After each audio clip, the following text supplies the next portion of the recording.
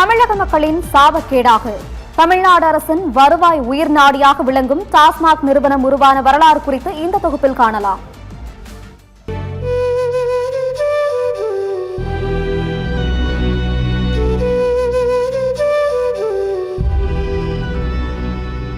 தமிழ்நாட்டின் சாபக்கேடு.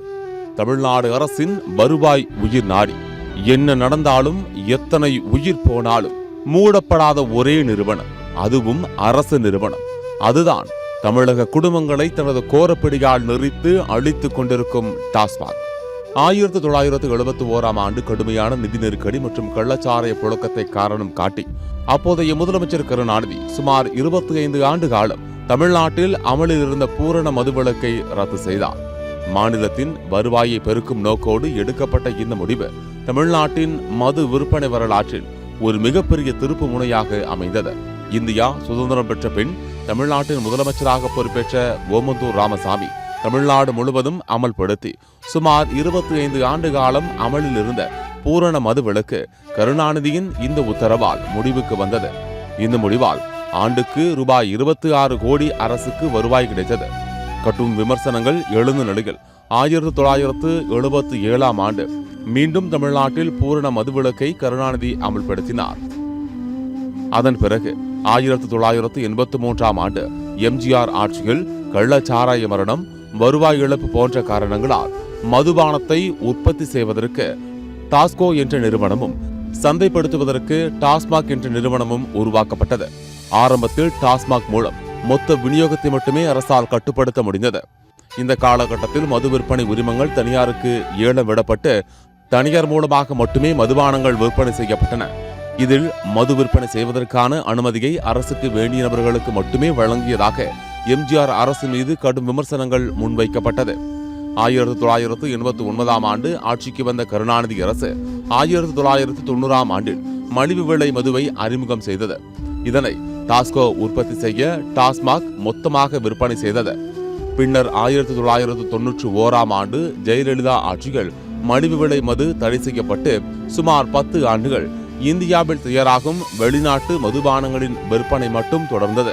2001இல் மீண்டும் ஜெயலலிதா தலைமையிலான அரசு அமைந்தபோது ஒரு புதிய சிக்கல் உருவானது.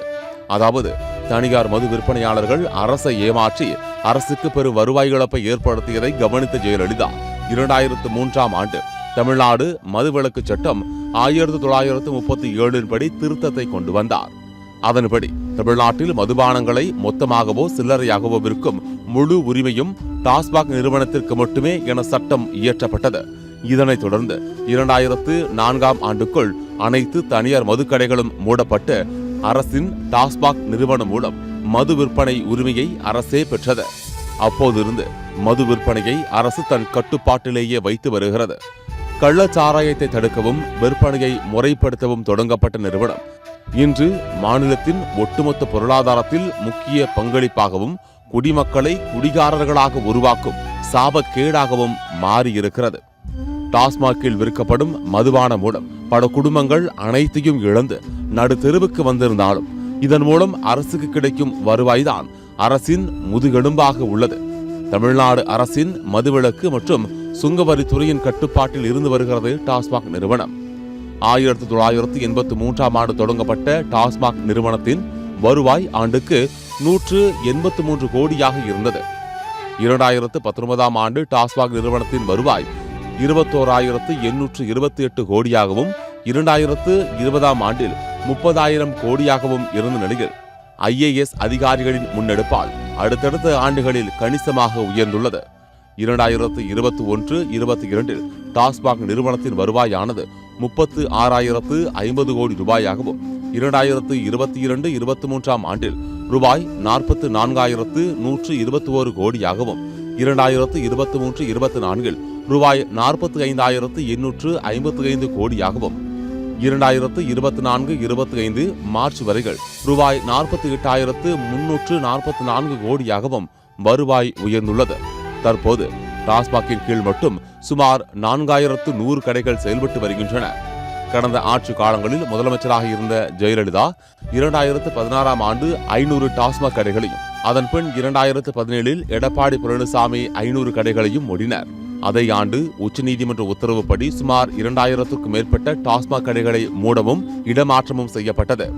இதன் பின் 2023 அப்போதைய முதலமைச்சர் மு க ஸ்டாலின் 500 டாஸ்மாக் கடைகளையும், அதனைத் தொடர்ந்து தற்போதைய முதலமைச்சர் விஜய் 717 கடைகளை மூடியுள்ளார்.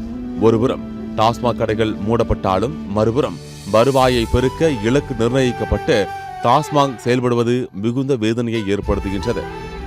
இதில் வேதனையின் உச்சம் என்னவென்றால், டாஸ்மாக் நிறுவன இயக்குநர் குழுமத்தில் உள்ளவர்கள் அனைவரும் மதுபானத்தின் கொடூர முகத்தை கற்றறிந்த படித்த IAS அதிகாரிகள் என்பதுதான்.